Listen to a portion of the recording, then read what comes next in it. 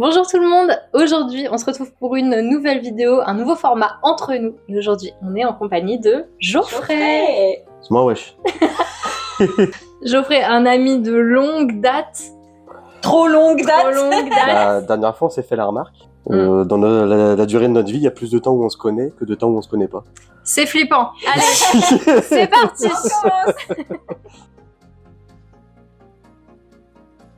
On va commencer doucement. On va te demander d'abord, c'est quoi ton premier souvenir de lecture? BD Titeuf, je pense. Ah ouais, c'est Ah le ouais. classico-classique. Vraiment, clairement, tu me dis premier souvenir. Non, quand j'étais tout petit, ma mère, elle avait un gros truc bourrin, mais c'est pas moi qui le lisais, tu vois, c'était les trucs... Oui, oui. Mais sinon, Quand tu moi, lisais. première lecture, là, instinctivement, j'aurais dit une BD Titeuf, genre le machin du zizi sexuel, là. Ouais, la base, Là, histoire de t'instruire, quoi. Ouais, voilà, pour m'instruire, ouais. On va dire...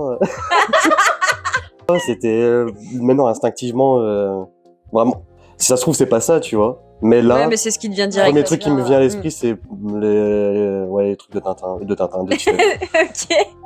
Là, il y avait les trucs de Tintin aussi en fait, on avait Les plein, BD plein de classiques. petites BD, ouais, Astérix, Obélix aussi, des trucs dans le genre. Et tu les avais ou alors tu les empruntais à la bibliothèque? Non, on ou les quoi, avait, ouais, tu avec. les avais. Bah, j'avais 3 grands frères, du coup ils Ouais. avaient eu le temps d'avoir leur première lecture et moi je récupérais les BD derrière, tu vois. Et est-ce que du coup tu te souviens le premier livre que t'as acheté, toi avec ton argent? Wow, mon argent avec ma thune, bah, ça devait être un roman de peut-être The Mist de Stephen King. Hmm. Il y a moyen. Ok. Ouais, il y a de fortes chances. Chat. Chat et balle de ping-pong. Ouais. Les aléas. À présent, qu'est-ce qui te fait vraiment acheter un livre maintenant? Est-ce que genre la couverture c'est important? Est-ce que c'est le résumé? Est-ce que c'est un auteur que tu connais? Tu S'il y a fonces? petite œuf dessus. Non. S'il y a Nadia dessus surtout. S'il y a Nadia, là, bah après, vous savez que là, je suis plus client de tout ce qui va être horreur et tout. Ouais. Le truc, c'est qu'aujourd'hui, bah, mis à part Stephen King, bah, récemment, j'ai testé Shonami et j'ai pas été ultra convaincu Ouais. pour la littérature d'horreur. Mais sinon, non, je tourne un peu sur les classiques Edgar Allan Poe, Ah oui, ok. Lovecraft, tout ça, parce que, je sais pas, les auteurs d'aujourd'hui m'inspirent pas de ouf en Ok. termes d'horreur. Sur, Ouais, voilà, c'est des valeurs sûres, en fait. Tu te dis, bah, en fait, là, en ce moment, t'as Flanagan qui réalise en boucle des romans ou des nouvelles de Edgar Allan Poe en série ou en film. Mm. Je pense qu'il y a une raison, tu vois, parce Oui. que c'est trop bien. Il a fait le cœur révélateur au sein de la chute de la maison Usher, je sais pas si vous avez Non. vu. Mais on avait adapté le cœur révélateur en seconde. Et c'était tiré pareil du roman de la nouvelle. Machin, il fait tient sur une page. Et bah, c'est un classique d'aujourd'hui, tu vois. Ok. Donc c'est plutôt... Mais du coup, c'est quoi les titres qui t'ont vraiment fait aimer la lecture, mais dans le genre horreur, vu que c'est ce que tu lis majoritairement? C'est quoi le truc que t'as lu et tu t'es dit waouh, C'est ça que je je dis. veux Waouh. lire que ça? Eh bah, figure-toi qu'en fait, j'ai acheté The Mist après avoir vu le film The Mist. Et je me suis dit, ah, c'est un roman de Stephen King. Et après, il y avait aussi Dans les hautes herbes. Et du coup, je me dis, putain, Stephen King, c'est cool. Et du coup, j'ai commencé à lire du Stephen King. Bah, j'en ai ramené un là. Ça, c'est un recueil de nouvelles. T'en as pas mal, t'en as plusieurs dedans. Mais... D'ailleurs, je l'ai même pas encore fini. Oui. Tu peux voir un marque-page qui est un portefeuille. Pourquoi pas? Avec les moyens du bord. Mais ouais, donc du coup, c'est un recueil de nouvelles. Et en fait, Stephen King, bah, le truc, c'est que c'est un dégénéré. Et pendant très longtemps, il s'est dit, j'écris 2000 mots par jour. Ah ouais, il charbonne quoi. Et bon, là, il réduit de plus en plus, mais voilà, c'est pour ça que de Stephen King, il a une librairie pas possible. Si jamais tu veux chercher du Stephen King, t'as une blinde de trucs, parce qu'il écrit énormément, il s'imposait un rythme de fou. Et du coup, bah, t'as toujours de quoi faire. Et quand t'as fini un roman de Stephen King, il en a sorti 2. Du coup, Ça. du coup, c'est cool. Mais ouais, donc quand j'ai vu ces films, en fait, de base, je suis plus ciné que roman. Et j'ai vu les adaptations et je me suis dit, bah, je vais lire les romans et ça m'a fait kiffer. Du coup, j'ai commencé à lire d'autres trucs. Et quand tu vois Stephen King qui dit, oh, mes influences, c'est Edgar Allan Poe, c'est Lovecraft, bah, t'achètes du Edgar Allan Poe et du Lovecraft. Voilà. Voilà, quoi. Forcément. En général, c'est comme ça que ça se passe, tu vois. Donc, on a bien compris que ton genre de prédilection, grossièrement, c'était de l'horreur. Romance, voilà, les petits papiers. Ah, voilà, mais... Le shoujo. voilà. Non, les c'est- mangas yaoi. T'es grave tourné vers l'horreur, mais est-ce que tu t'es déjà ouvert à d'autres styles ou est-ce que vraiment c'est ce que tu préfères et que du coup tu lis pas grand chose d'autre quoi. Moi, j'aime bien pleurer, le drame, j'aime bien. Donc tu lis quand même des trucs... Lire, j'ai pas eu l'occasion de lire. Enfin, j'ai pas pris le temps ou quoi que ce soit. Mais là, du coup, je redérive un petit peu vers le cinéma. Mais oui, tout ce qui est drame et tout, j'aime bien aussi. Ok. Mais après, tu vois, tout ce qui... En général, quand c'est coloré, ça me saoule. Ok. Quand c'est coloré, genre, tu vois, les Marvel, Ok. c'est trop de couleurs, trop coloré, trop édulcoré, trop... Ok, ça marche. Du coup, ça te... Je vais pas dire que j'ai besoin que ce soit sombre et que les gens souffrent et meurent, tu vois, ils soient traumatisés. Mais quand c'est trop coloré, quand c'est trop... tu sais, en fait, quand t'es sûr que dans tous les cas, le héros, il va s'en sortir et ça ira. Ouais, ça te prend pas au trip. Ça me dérange pas de savoir que le héros va s'en sortir, mais genre, s'il peut perdre sa femme, sa fille, et puis un bras au et passage. voilà, et en sortir avec des séquelles mentales et physiques, pour que moi-même, à la fin du livre, j'ai mal, tu vois. Ouais. Je sais pas, j'aime bien le côté sombre, tu vois. Mais tu lis que du roman ou du manga, du comics aussi, de la BD? Alors, je suis le mec qui dit que j'aime pas trop quand c'est trop coloré, mais en ce moment, je lis One Punch Man, où c'est littéralement, tu sais que le mec va juste gagner, tu vois. Oui, bah là, oui. Mais sinon, j'ai la collection complète des Walking Dead. Ok. Regardez pas la série, lisez les romans. Oui, les romans aussi, Moi d'ailleurs. aussi, oui. Et les comics. Ok. Parce que c'est une dinguerie. Vraiment, ils ont pris des libertés de fou. Je vais pas te dire qu'ils auraient jamais dû. Mais au début, ils étaient très fidèles. Et au bout d'un moment, ils partent en roue libre et c'est plus du tout en rapport. Et t'as le droit. Tu sais, ils auraient pu être très bien. Mais ils auraient peut-être dû continuer de faire un peu dans leur style, mais s'inspirer un peu plus quand même. Ouais, Parce qu'ils sont trop partis en... Non, cacahuète, quoi. Ils sont vraiment partis en cacahuète, alors que de toute façon, je t'avais expliqué. Oui. Les romans, les comics, ils font partie du même univers, qui n'est pas le même univers que la série, et les autres séries qui sont connectées. En fait, t'as le Cinematic Universe de Walking Dead, et t'as le Literature Universe, où t'auras du coup les romans, les comics, tout ça. Et c'est fait par Kirkman, j'en ai là. Robert Kirkman, qui est le mec à l'origine de base des comics, qui du coup a fait les romans. Et il était en feat un petit peu au début de la série, mais il est parti à... Ah oui, bon. Et du coup, ça se ressent. Je pense que ça, c'est quelque chose qui se ressent énormément. Ok. Ça fait un peu mal ici aussi. Ça fait mal à ton petit cœur tout fragile. Oui, après il y a des trucs dans le comic que tu pouvais pas mettre dans la série, tu vois. Oui, bah forcément, il y a toujours des adaptations à des choses que tu peux pas... Parce que c'est quoi? C'est plus border? C'était illégal à la télé de faire passer ça. Ouais. Parce que là, tu vois, c'est regardé par beaucoup de personnes. Dans le comic, c'était une scène, coup de fusil à pompe sur une mère qui tient son enfant comme ça, sauf que le coup de fusil à pompe, il passe ici. C'est compliqué de faire passer ça à la télé, tu vois. Ouais. Mais après, tu peux le laisser... Tu peux le laisser comprendre, penser, ouais. mais pas visuellement le montrer. Oui, tu vois le coup de feu, tu vois la mer qui tombe, par exemple. Voilà. Oui, tu as des moyens de réalisation, mais non, ils ont... Non, du coup, le bébé dans la série, il a survécu, c'est devenu une samouraï cow-boy. Ok. Genre, qui se bat avec un katana et qui tire avec un Magnum 44. Donc, D'accord. Non, mais vraiment, ils sont partis c'est un RPG, la série. T'en as un, il perd un bras, il a une Mortensen à la place du bras, enfin, laisse tomber. Mais du coup, tes goûts, ils ont pas énormément changé depuis que voilà, tu t'es mis à la lecture. Bon, évidemment, ça a beaucoup changé depuis Titeuf, mais au moment où tu as vraiment commencé à prendre plaisir à la lecture et te dire, bon, bah, je vais commencer à acheter des livres par moi-même et m'intéresser à un genre, t'es vraiment resté dans ce que tu connaissais du cinéma. Ouais. Et tu l'as transmis, du coup, dans les livres, en fait. Ouais. Ça a pas vraiment changé. Tu es resté dans ton truc. Ouais, en termes de lecture, tu peux dire que je lis que du truc d'horreur, mais en termes de cinéma, je teste d'autres choses. Ouais. J'évite ce que je vous disais, qui est trop édulcoré, qui est trop mignon, genre les comédies romantiques. Au secours, vraiment, ça m'intéresse pas du tout. Les films policiers aussi, ça m'intéresse pas, mais quand c'est des thrillers, c'est mieux. C'est un aspect qui te... En fait, c'est toujours la même histoire. J'ai toujours besoin qu'il y ait pas une ambiance pesante, mais j'aime pas quand c'est léger, que c'est tranquille. Ou alors vraiment, tu vas au cinéma avec tes parents, tu vas regarder Astérix et Obélix Mission Cléopâtre, tu rigoles et puis voilà, tu vois. Et pas trop film d'animation, pas trop de lecture jeunesse, du coup. Film d'animation, j'ai regardé des DC Comics, mais ils sont assez sombres.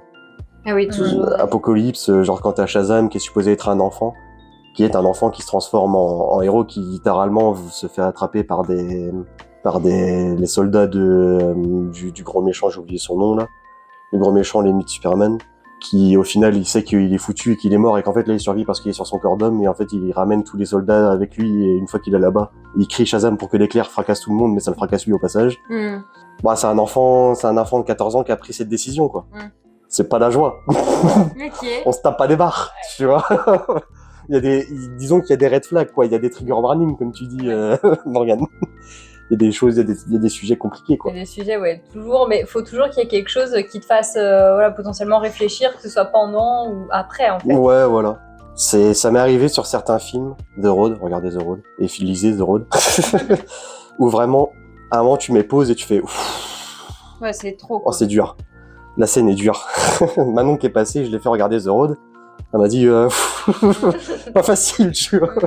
Et ouais, c'est des trucs que je préfère largement de très très loin. Je vais pas dire que je sais, c'est pas comme prendre du plaisir. Les gens, tu vois, tu vas regarder un film, t'es en mode ouah, trop bien le film. Moi, je suis pas en mode, enfin, si, en fait, si, je suis comme ça. Quand tu regardes un film, tu sais, genre, je vais te dire une connerie, genre un Fast and Furious.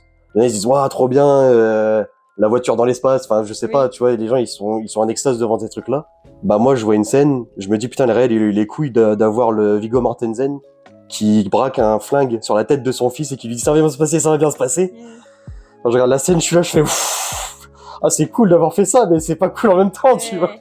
Mais je sais pas, c'est que ça donne le plus d'émotions. C'est ça en fait, c'est les émotions qu'on va aller chercher, explorer un petit peu cette partie-là. Je trouve ça plus intéressant que d'aller explorer Je trouve ça plus épanouissant pour moi d'aller explorer justement des aspects qui sont plus sombres et des aspects plus compliqués à aller chercher. Et des réactions que tu pourrais avoir dans certaines situations. Je trouve ça plus intéressant que le divertissement classique, tu vois ce que je veux dire. Ok. Pas trop grand divertissement. Pas trop. Et est-ce que tu aurais des exemples d'un truc, d'un livre, d'une saga, d'une série, ce que tu veux, que tu as vraiment trouvé extrêmement surcoté et à l'inverse, très sous-coté? Des petites recos que tu pourrais nous faire. Ou des non-recommandations. Des non-recos, j'en ai à la pelle. Mais en vrai, tu vois, truc tout con, là on parle que littérature. Littérature surcotée. En vrai, tu vois, j'aime beaucoup Lovecraft, mais on te le vend vraiment comme le big boss. Le mec, il a fait 2000 nouvelles, il y en a 50 qui sont des bangers absolus et 1900 qui sont bof. Oui, ok. Tu vois ce que je veux dire ? C'est pas constant, quoi. En fait, j'aurais envie de dire, refaites une édition avec genre ce que je te disais, les collines hallucinées, le monstre sur le seuil, des trucs, enfin des nouvelles que moi j'ai trouvé folles, mais après c'est complètement subjectif, tu vois. Toutes celles qui sont réadaptées en fait aujourd'hui là. Ouais, au final, ouais. Celles qu'on voit en manga. Là, en manga, ouais. Par Gutanabe qui sont très belles, ouais.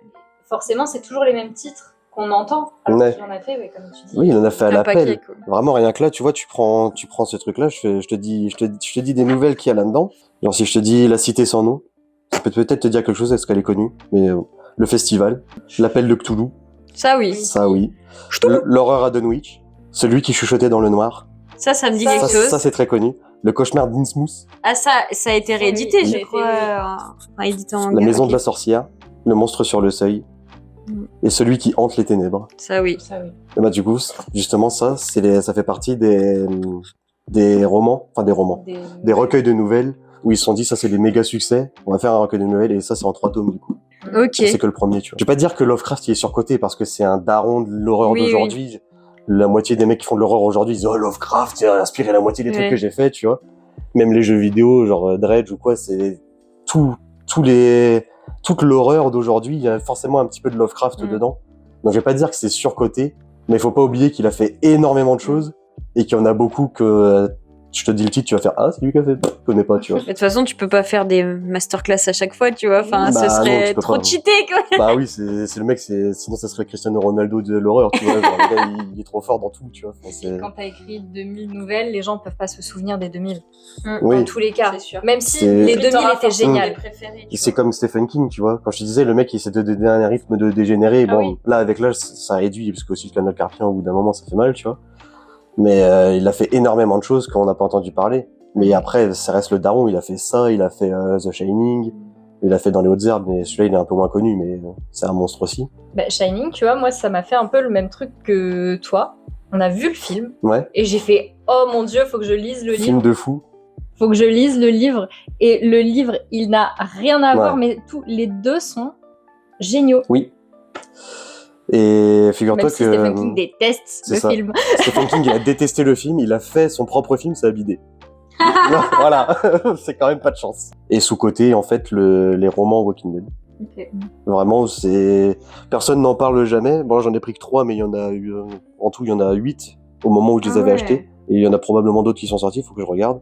Rien que le premier, c'est là que je me suis dit, ok, on est sur quelque chose de vraiment bien. Parce que le premier, c'est l'ascension du gouverneur. Ah oui. Et en fait, quand tu regardes la série, je sais pas si vous avez regardé un petit Si, peu. j'ai regardé Moi, non, mais Je me suis arrêtée après cette saison d'ailleurs. Bah, tu vois en fait comment ce mec, le gouverneur, est arrivé à cette place de gouverneur, l'origine de Philip Blake en fait.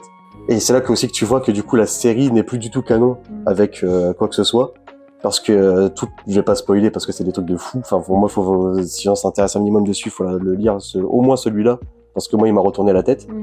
Mais t'as l'origine de Philip Blake, comment ça a commencé pour lui, cette apocalypse zombie. Et de fil en aiguille, comment il en est arrivé à devenir le dégénéré qui gère Woodbury. Tu vois. Okay. Et ça, c'est super intéressant.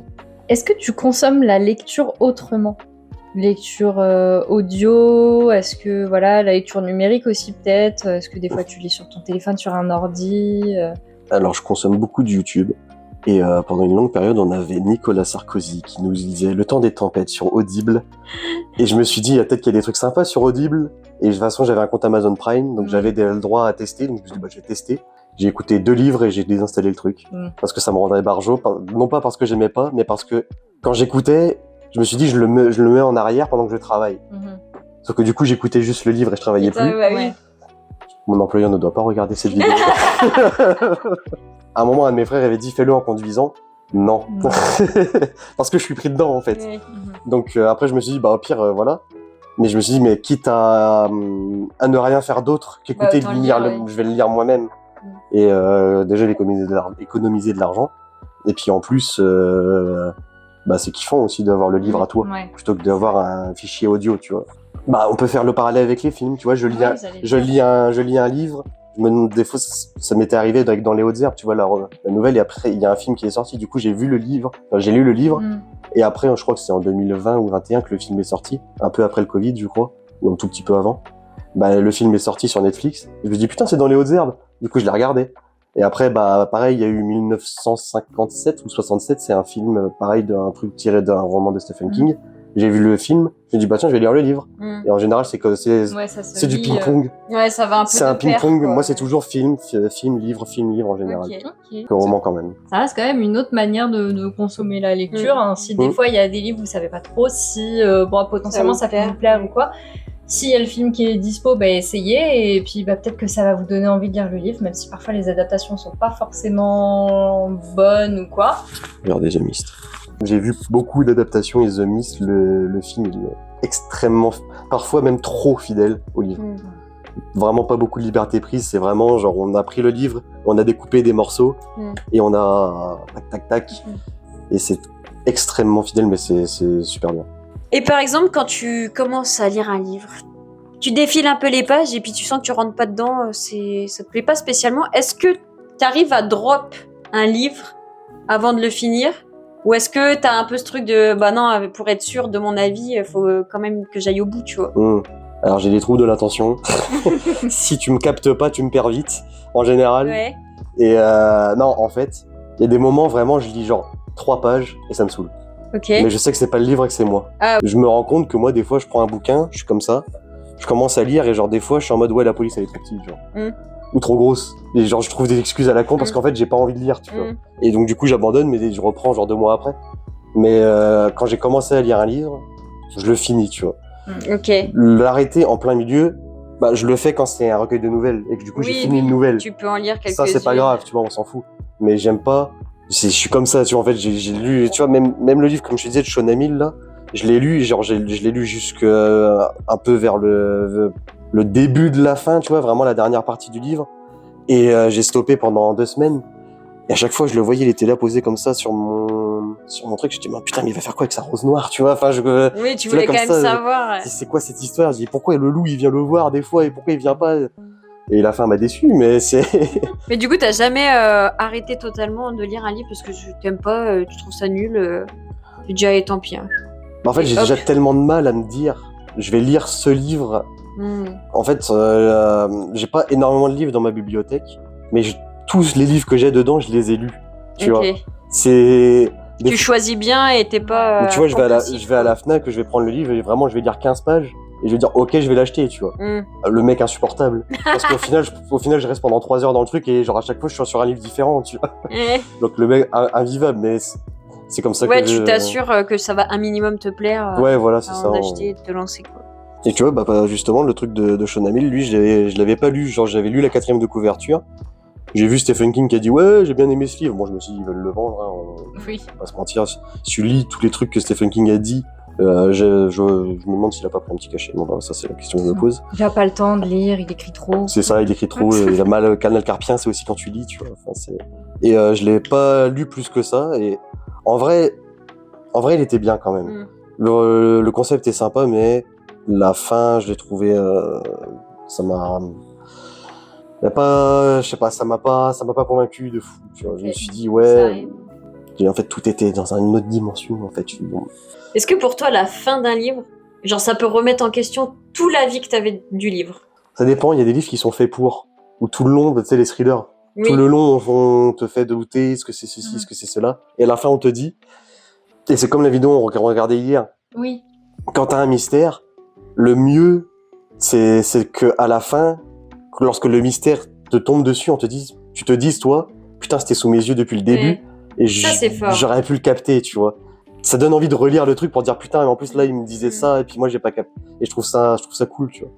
Mais quand les fins, il y a des fins, tu sais, parfois, c'est pas dire qu'elles sont bâclées, mais c'est à se demander si le gars, il s'est dit, putain, faut que je trouve comment faut que je le finisse, en fait. C'est un peu vraiment le feeling que j'ai eu là-dessus. C'est que le gars, en fait, c'est un gamin qui vit chez lui et il y a une espèce de loup, mais qui se tient sur ses 2 pattes et qui a un comportement étrangement humain, qui vient le voir et qui discute relativement, il a du mal à articuler, enfin bref, voilà. Il fait une relation avec cette espèce de monstre. Au fur et à mesure, il y a des gens qui disparaissent et il cherche à savoir si le monstre, il a quelque chose à voir avec. Sauf que, au bout d'un moment, le monstre, il se transforme en femme. Et du coup, il se pose des questions. Après, il a des relations dont on ne peut pas parler avec ce monstre femme loup bizarre. Et genre tout du long, tu te dis mais attends, du coup machin il a disparu et on te donne vite fait des indices, une boule noire, une rose, des trucs dans le genre. Et à la toute fin, il dit ah mais en fait ils ont pas disparu, c'est parce que le machin il les a récupérés, il les a ramenés dans son autre monde. Et en fait, du coup, le personnage principal, il en a eu marre, il a fait vas-y, je vais voir et tout, j'y vais. Et du coup, il découvre cet autre monde et il va sauver les gens et tout. Parce que c'est pas un peu facile, tu vois. Oui. Parce que c'est pas un peu, ah là, carte Joker, merci, au revoir. Tu la vois. facilité, le multiverse. C'est ça, c'est le multiverse. Mais en fait, non, c'est parce qu'en fait, il est retourné dans le passé, tu vois, il a réglé le problème. Donc, puis après, quand ils disent qu'il y a des inspirations Lovecraftiennes, non, c'est pas parce que tu mets des tentacules et un truc un peu indescriptible que c'est du Lovecraftien. Enfin, je pense que t'avais répondu déjà à cette question, mais on sait jamais si t'as d'autres titres à donner. Mais c'est quoi le livre que tu recommandes le plus souvent? Je sais pas si je vous ai déjà parlé de The Mist. The Mist, c'est vraiment bien, The Mist. Vraiment. C'est le livre que t'as le plus conseillé à ton entourage Le livre et le film. Ok. Non, le mood, on est tous dans un supermarché, je sais pas, vous connaissez pas le pitch du tout. Il y a un brouillard, The Mist, qui arrive, et quand les gens rentrent dans ce brouillard, on les entend hurler à la mort, et on les revoit plus jamais, et en général, il y a des taches de sang, ou peut-être même des membres qui volent, tu vois. Donc, on se dit que dans le brouillard, il y a des trucs pas sympas, tu vois. Et en fait, ils le savent pas encore, mais quand ils voient le brouillard qui commence à arriver, ils se disent, oh, on va aller faire des courses avant, comme ça, on aura des trucs, et de toute façon, il y a eu une tempête juste avant, il y a un arbre qui est tombé, enfin, faut qu'on aille faire des courses, quoi. Il y a plus le courant, des trucs dans le genre. Le gars, il part avec son fils, il laisse sa femme chez lui, il part au supermarché, et le brouillard arrive et englobe tout le supermarché. Et le brouillard, il est dans toute la région. Et en fait, du coup, toutes les personnes présentes dans le supermarché restent bloquées dans le supermarché tout ensemble. Et donc, t'as une meuf qui est très religieuse, t'as un mec, un avocat qui parle bien, tu sais, qui présente bien, et du coup, ça fait des clans, t'as un petit peu le côté social, justement, ils sont tous confinés ensemble. Si tu ouvres la porte, tu sais pas quel genre de saloperie va rentrer. Et t'as ce côté vraiment psychologique où t'as toutes les personnes qui sont là-dedans, ils savent tous qu'ils sont dans la merde, Il y en a certains qui sont plus au courant d'autres parce qu'il s'est passé des choses à l'arrière que certains ont vu, mais les autres ne les croient pas. Ils ont dit, on a vu des tentacules avec des espèces de pics, enfin des trucs. Tu le crois pas. Enfin moi demain je te dis, hier soir j'ai dormi, il y a un vaisseau spatial qui est passé par la fenêtre, tu vas jamais me croire. Mais moi je l'ai vu, tu vois. Donc tu me crois pas, ça va me foutre la haine et ça fait des clans en fait. Et t'as tout ce côté-là qui travaille les personnages et c'est vachement bien représenté dans le roman et dans le film. Non, pour le coup, je trouve que c'est super intéressant de voir comment ils voient, comment certaines personnes vont réagir. Et tu sais, on se dit ouais, c'est une expérience pour se dire comment, toi tu ferais quoi dans cette situation-là. La vraie réponse, c'est que t'en as aucune idée. Et j'espère pour toi que ça t'arrivera jamais. Tu vois. Quand j'étais en formation, il y a un mec qui m'a dit ouais, pour moi, les fans de films d'horreur, c'est des psychopathes dangereux, genre. J'ai regardé, je fais oh, bah merci. Et moi, je te veux du bien, je suis quelqu'un de gentil, tu vois. Je trouve que c'est ce côté psychologique que t'as dans The Mist. Et communautaire aussi. Où comment une personne peut retourner le cerveau de plein de personnes et dès qu'il se passe un truc qui te donne l'impression que c'est l'autre là-bas qui a plus raison, on va aller vers lui, tu vois. Pour le coup, c'est super intéressant, je trouve. Comme lecture, c'est lisez The Mist. Et ben, je pense que on a fait un petit tour très sympa de tes goûts, tes recommandations. Ça change de ce que nous, on a l'habitude de lire et tout ce qu'on vous a déjà montré sur la chaîne. Profil de lecteur un peu plus atypique. Ouais. Je fais un appel, bouteille à la mer. Si des gens connaissent des mangas ou des BD sombres de ce type, n'hésitez pas. Mais après, est-ce qu'il faut quand même, genre, le côté créature surnaturelle, monstre bizarre? J'adore aussi quand le monstre, c'est un humain. Ah bah, lis, bâtard! Ok, je lis, ok, m'insulte pas. Non, mais oui, c'est... Bah là, oui. Ça, pour ceux qui connaissent pas. Tu vois, j'ai un t-shirt Supernatural. Il y a plusieurs épisodes où en fait, parce que c'est des chasseurs de monstres, bâtard. Et bah c'est des chasseurs de monstres et il y a plusieurs épisodes où en fait le monstre c'est juste des humains et c'est des dégénérés. Et c'est les épisodes... Voilà. Ok. Thriller psychologique. Ah tu vois, dans la vidéo où t'as pris un gage et t'as dû lire la BD du gamin complètement barjot qui fait le plan de comment il va tuer tout son village, je me dis c'est marrant parce que du coup, t'es du côté du monstre. Mais en tout cas, là-dedans, ce qui est vraiment que moi j'ai préféré, c'est qu'en gros c'est l'histoire d'un lycéen qui est malgré lui complice des atrocités que commet son père. Jusqu'au jour où son père il décide que sa prochaine cible, entre guillemets, je vais pas te faire un dessin de ce qu'il fait aux femmes, c'est en gros une nouvelle élève dans la classe de son fils, que son fils apprécie un petit peu, contrairement à toutes les autres où il s'en foutait un peu et il a participé quand même à certaines choses. Et du coup, c'est en gros comment il va essayer de se sortir de cette emprise, alors que le monstre vit sous son propre toit et elle l'héberge et le nourrit. Et voilà. Ok, d'accord. Psychologiquement... Sympa. C'est sympa. De toute façon, les plus gros monstres, c'est toujours les humains. Oui. Ah bah... Tu sais, on aura beau dire, on te met des romans, on te met des histoires, on te met plein de trucs, des jeux vidéo, tout, avec des monstres, avec des créatures et tout ce bordel-là. Moi, j'ai jamais trouvé plus flippant qu'en fait, on te dise que depuis le début, mon gars, c'est juste ce gros dégénéré, là, qui est dans son coin, juste. C'est un malade mental, tu vois. Tu vois, moi, j'ai été incapable de regarder la série Dahmer. Parce que moi j'ai un blocage, parce que c'est vrai. C'est encore pire du coup. Et là ça me bloque. Tu vois, j'adore le cinéma d'horreur. Je suis allé voir Evil Dead Rise dès qu'il est sorti au cinéma, j'ai adoré. Dahmer c'est sorti sur Netflix, j'ai lancé, j'ai regardé une demi-heure, je fais non, pas possible. Ça c'est marrant, ouais. C'est impossible. Pareil, les vidéos de Feldup, quand il parle de gens qui ont fait des folies, c'est trop dur, j'arrive pas, tu vois. Et grand respect pour les gens qui font des recherches et qui travaillent sur des trucs comme ça, parce que... Tu dois pas très bien dormir le soir, je crois. Parce que moi, vraiment, passer mon temps à... c'était Nietzsche. Oui. Passer mon temps à regarder les abysses comme ça, moi, me rendre mon regard très très rapidement, donc je peux pas les regarder. Hein. C'est pas possible. Et sur ces belles paroles, merci Geoffrey, c'était très intéressant. Merci Jules. Pas de souci. Un petit mot de la fin, quelque chose à dire en plus? Lisez The Mist. Voilà. Sur ce, on vous dit à une prochaine. Salut.